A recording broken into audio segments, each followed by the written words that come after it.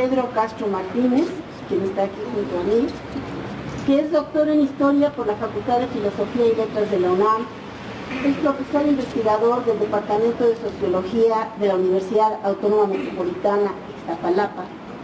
Pertenece al Sistema Nacional de Investigadores. Entre sus obras se encuentran Adolfo de la Huerta y la Revolución Mexicana.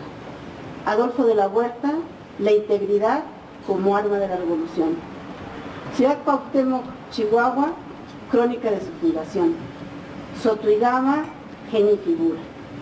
A la sombra de un caudillo, vida y muerte del general Francisco R. Serrano. Muchas gracias, buenos días a todos. Ante todo, agradezco al Archivo Plutarco Elías Calles, Fernando Torreblanca, y a su apreciable directora Norma Ogarrio la invitación que me extendieron para participar en este coloquio del 20 aniversario de la institución.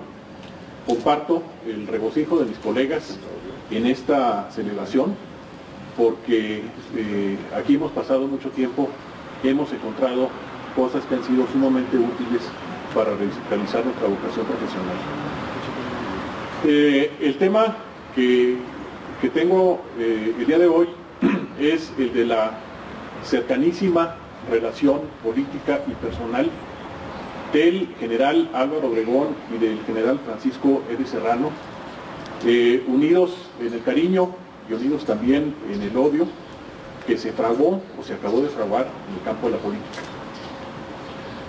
Sin ánimo de entrar en interpretaciones de carácter analítico que nos puedan meter en un debate para que no estamos plenamente capacitados, podríamos decir de una manera bastante genérica que hay un vínculo entre ellos. El vínculo entre ellos es un vínculo semejante al del padre con el hijo, al del hijo con el padre, que culmina en una suerte de filicidio conocida la influencia que tuvo el general Calles en lo que fue la liquidación de Serrano y los suyos en la carretera vieja a Cuernavaca. Bien, hay que hacer entonces un poco de historia respecto a esta relación, que nos dice muchas cosas sobre cómo se hizo la Revolución Mexicana, particularmente a partir de las regiones. El inicio de esta relación está cuando la familia Serrano Barbeitia, familia sinaloense, sin ninguna relevancia particular, llega de Sinaloa y se asienta en Guatabampo, Sonora. La familia, una familia residente ya en Guatabampo, no de muy antigua residencia, por cierto, la Obregón Salido, pues inicia una recepción interesante con esta familia sinaloense que se va a traducir en una muy cercana relación entre ellos, que llega incluso al matrimonio entre uno de los hermanos del general Obregón, Lamberto, y una de las hermanas del general Serrano, Micaela Serrano, quienes, por cierto, tendrían una muy nutrida descendencia que se verá después atrapada en una muy dramática encrucijada por estar pues emparentados precisamente con Obregón y con los Serrano. Los Serrano y Obregón son arrastrados por el vértigo revolucionario que alteró sus vidas de rancheros, agricultores, comerciantes, profesionistas de pueblo. Obregón se va a improvisar como militar, una vocación afortunada en la medida de sus ambiciones. Su meteórica carrera lo lleva desde Guatabampo a la capital de la República como jefe invicto, en mucho porque supo atraerse a sus paisanos y a sus amigos, que fueron sus, digamos, coartífices de las victorias militares y políticas. Francisco Serrano, un joven tenedor de libros, aprendiz de oficios varios, de simpatías maderistas, que ya había estado en la cárcel poco tiempo, ve también en la revolución la posibilidad de hacer carrera y de hacer fortuna. Desde el momento en que el general Obregón ocupa la aduana fronteriza de Nogales, en 1913, Se incorpora a las filas este joven delgado, muy delgado, de tez morena, bajo de estatura y de energía inagotable. Había fungido como secretario particular del gobernador Maytorena y desde ese momento sería inseparable del caudillo. Está en las grandes batallas de Obregón, Naco, Cananea, Santa Rosa, Santa María. En muchas ocasiones su jefe le consulta los asuntos importantes, políticos, militares y hasta personales. Cuando el caudillo está a punto de ser fusilado en Chihuahua por el general Villa, Serrano le acompaña y se mantiene listo a correr la misma suerte que su jefe y amigo.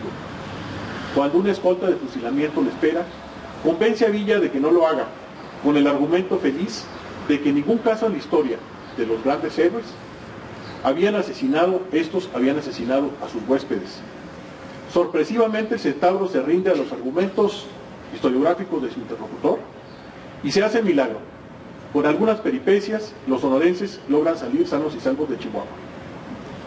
La guerra vuelve uno solo a Obregón y a Serrano. Por confianza política y personal, Serrano es miembro del Estado Mayor del Caudillo, donde se desempeñará con toda eficiencia. Acompaña a los federales rendidos a la firma de los tratados de Teoloyucan y se encuentra con los norteamericanos en el paso para la retirada de la expedición punitiva.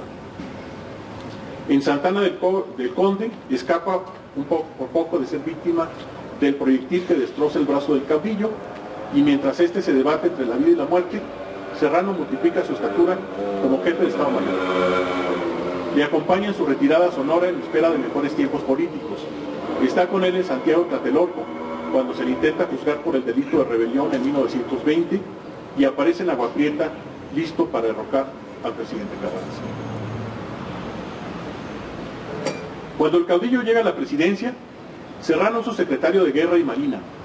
Es un hombre joven, buen mozo y de formas galantes, favorecido por el poder y el dinero, de conductas no siempre edificantes, derrochador como pocos, y asiduo del Café Colón, sorprende por su vitalidad.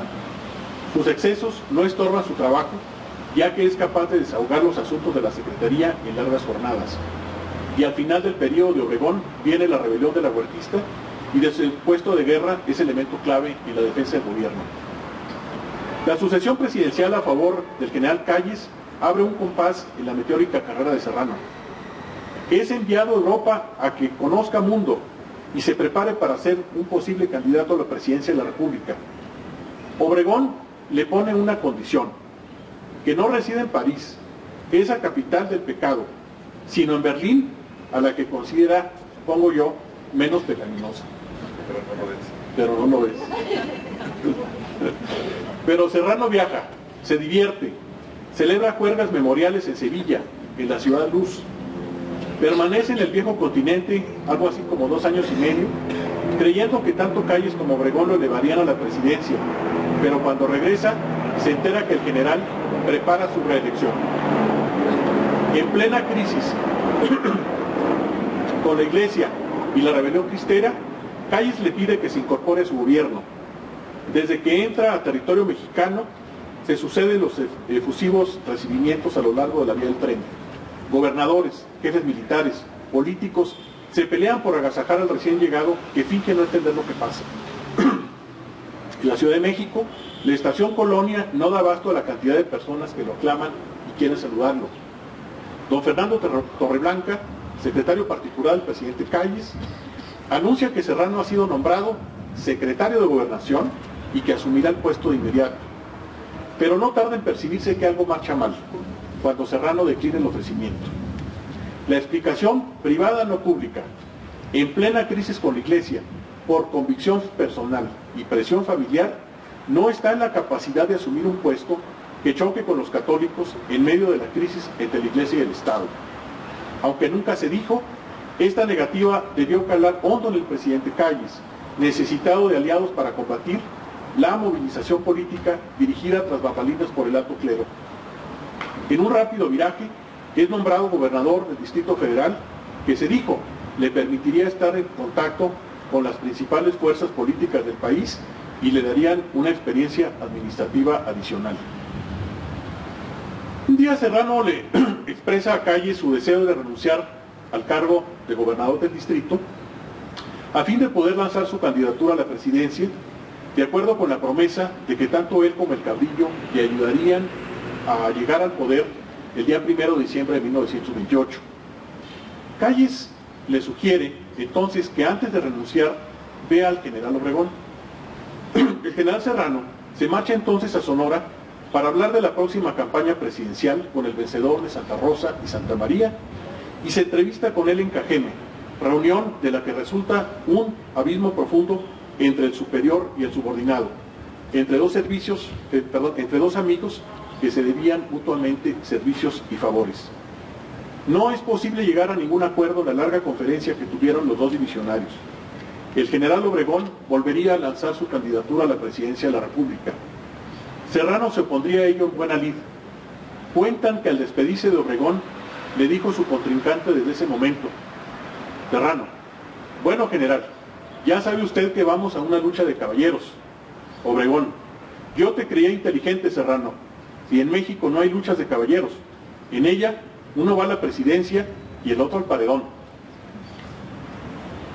Ya a su regreso a la Ciudad de México, y como contándose un chiste que nada más él sabía, Serrano declara que había explicado al expresidente, entrecomillado, el sistema caballeresco que desea implantar a su llegada a la Ciudad de México relacionado con la campaña política, lo que de alguna manera es una prueba de que Obregón le dijo lo que le dijo.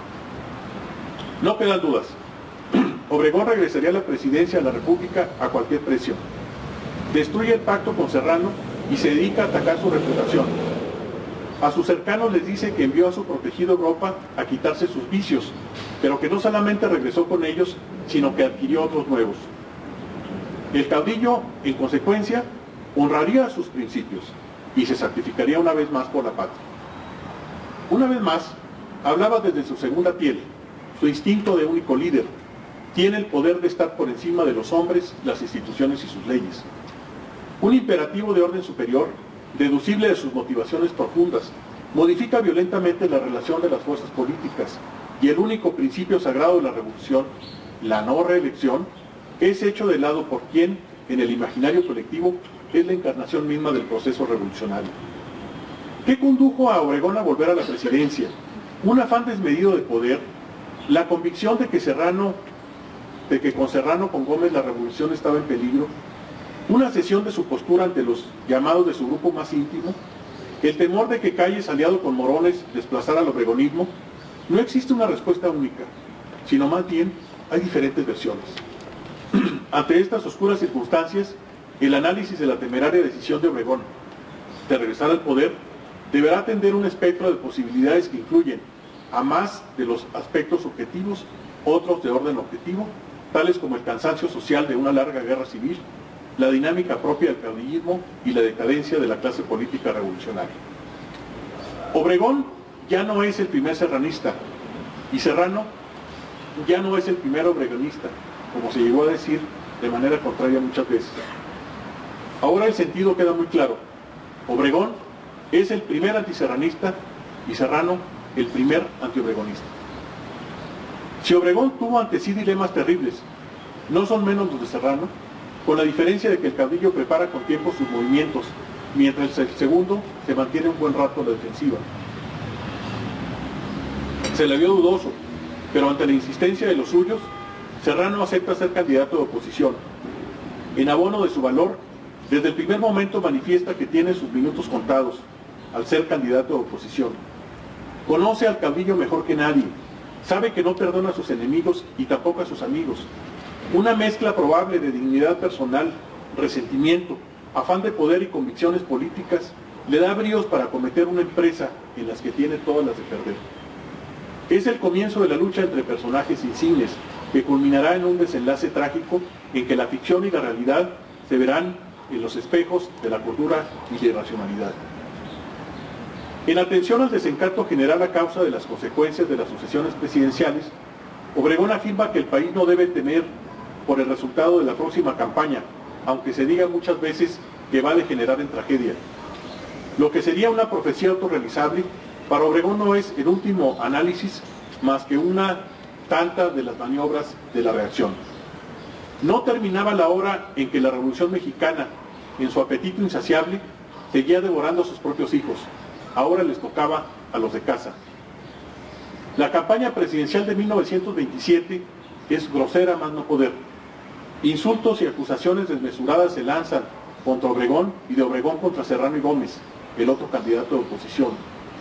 El manco, entre comillas, es una caricatura del dictador oaxaqueño, Porfirio el Pequeño, la reencarnación de Díaz y Santana, el jefe a quien los suyos ganan las batallas, pero él se lleva la gloria. Serrano, por su parte, es acusado de ser un seductor y fornicario, y Gómez, un varón sin vicios y cargado de defectos. Atrás queda el respeto y la devoción de los subordinados por su jefe, por los que daban la vida. Ahora se trata de ganar por todos los medios. Sarcásticamente, Obregón a Serrano le reconoce su inteligencia y bondad, entre comillas, pero en cuanto a su estructura física, es un asunto que al país no le interesa, se cierran las comillas, en alusión a su baja estatura. Más adelante, cuando los ánimos están más caldeados, Obregón le llama degenerado y amoral, pero no atina a explicar cómo, siendo así, le había confiado puestos tan importantes en el gobierno. El torneo de ideas, entre comillas, al que alguna vez el sonorense llamó a la contienda política, degenera por su propia decisión en un intercambio de insultos como pocas veces se han visto en la política mexicana entre camaradas de apenas ayer. Serrano piensa que el país entero es antirreeleccionista y cree contar con buena parte de la opinión pública que es adversa a Obregón y a Calles, a consecuencia del conflicto religioso y la crisis económica que se vive en esos momentos. Gradualmente sube el tono de las acusaciones. Obregón señala a sus adversarios como conspiradores, los exhibe como tramposos y, ¿por qué no?, para preparar de alguna manera al público frente a los acontecimientos sangrientos que pronto vendrían. Pronostica que todo va a degenerar en una tragedia vía un levantamiento previo. Para la oposición, el juego que se inicia descansa en la neutralidad del presidente de la República. Se advierte la confianza de Serrano y los suyos en que el Ejecutivo no intervendría, a pesar de las señales en contrario que la malicia ya advertía, y que por encima de la alianza política y personal con Obregón sabía cumplir con su deber. La verdad es que el presidente Calles apoya con todas sus fuerzas a Obregón, y de aquí se deduce que sería imposible hacer valer el voto en caso de que la población se inclinara por Serrano o por Gómez. Pero antes del lanzamiento de la candidatura presidencial de Obregón, o mejor dicho, cuando apenas se sospecha que el exmandatario dejaría su dudoso retiro sonorense, Calles juega dos bandas, asusa la lista electoral, confía a Gómez y a Serrano en privado que cada uno era su candidato y da alguna esperanza a Luis N. Morones. La irrupción del general Obregón en la lucha política obliga al presidente a dar un golpe de timón. En su fuero íntimo, Calles quizás se opone a la reelección, pero eso nunca lo sabremos. La campaña de Serrano por el interior se limitó a visitar la ciudad de Puebla, donde tuvo un cálido recibimiento. Esa visita sería la corona de su campaña, su única visita de propaganda. La impresionante bienvenida al candidato de oposición en una de las principales ciudades de la República era para preocupar a Obregón y al presidente de la República, quienes tienen noticias de que candidatos de la oposición podrían atraerse al ejército en su favor. ¿Qué tan cierto es que los generales Gómez y Serrano conspiran contra el gobierno? De manera más o menos indiscreta, uno más que el otro, Gómez y Serrano hablan de la necesidad de acudir a las urnas en un momento dado frente a un posible fraude electoral. Siendo este el caso, ellos siguen el mismo mal ejemplo del caudillo durante la campaña de 1920, cuando Obregón construye a lo largo de su campaña el entramado de una amplia conjura capaz de alcanzar sus propósitos frente a la posibilidad de que las elecciones le sean favorables. Desde agosto corren rumores insistentes en el sentido de que Serrano se levantaría en armas. Esto sería, primero se dijo el 1 de septiembre.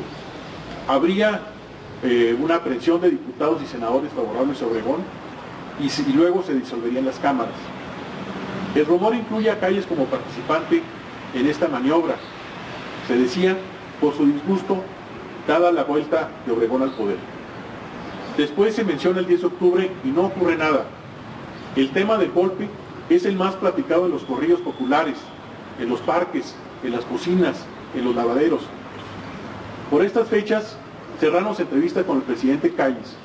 En una entrevista, en un encuentro en el que hace insólitas confidencias y revela parte de sus planes fantasiosos que tiene en mente.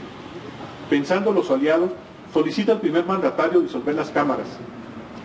el candidato de oposición, ni más ni menos, le pide a Calles la ejecución de un golpe de Estado contra el Congreso. ¿Y cuenta usted con el ejército, Serrano? Sí cuento con el ejército, contesta Serrano a Calles con firmeza. Serrano piensa ahora que la suerte está echada porque el presidente venturosamente está de su lado y no resistiría la tentación de quitarse de encima, de una vez por todas, al caudillo, esa pesada carga sobre sus espaldas.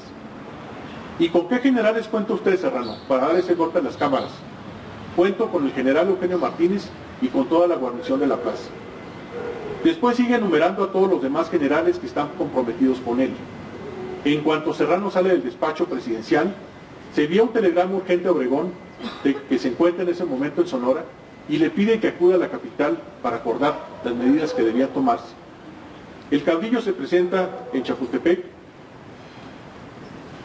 tan pronto como puede, y siendo el general Martínez uno de los principales implicados, le manda llamar a su presencia y le repite palabra por palabra la conferencia entre Calles y Serrano, echándole en cara su traición. De inmediato se pone en marcha un plan para enfrentar una probable insurrección de Serrano. Podría decirse que dos probables golpes de Estado quedaban frente a frente, el de los serrano-gomistas contra el gobierno y el del gobierno contra Serrano y Gómez. A partir de aquí vienen los acontecimientos que culminan en la hecatombe de Huitzilac el 3 de octubre de 1927, con sus diferentes versiones y significados.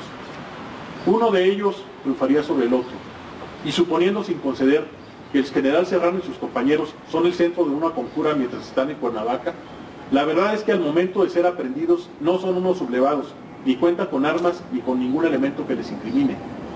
Pero eso no es lo más importante. Lo relevante es que el gobierno ha encontrado los motivos y armado los argumentos y echa a andar la maquinaria de guerra contra quienes podrían causarle problemas. Así, la razón de Estado se expresa en una máxima vulgar: te madrugo antes de que me madrugues, y ordena que los prisioneros sean ejecutados sin formación de causa, sin procedimiento legal de ningún tipo.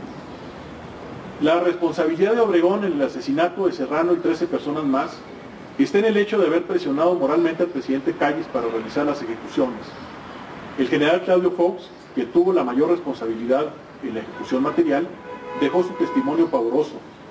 Al enterarse de que las órdenes presidenciales han sido cumplidas, Obregón desea constatar con sus propios ojos que la tarea se cumplió sin problemas. No se le advirtió ni el más ligero asomo de pena o remordimiento hacia quien alguna vez consideró como su hijo. Contempla el cadáver y dice una gracejada, muy a su estilo, que acentúa el sentido de irrealidad de ese momento. Qué feo te dejaron, Pancho. No digas que no te doy tu cuelga. En unos minutos más es el día de San Francisco. La muerte de Serrano está ligada al papel que desempeñó en la coyuntura que enfrentaron Obregón y Calles entre 1926 y 27.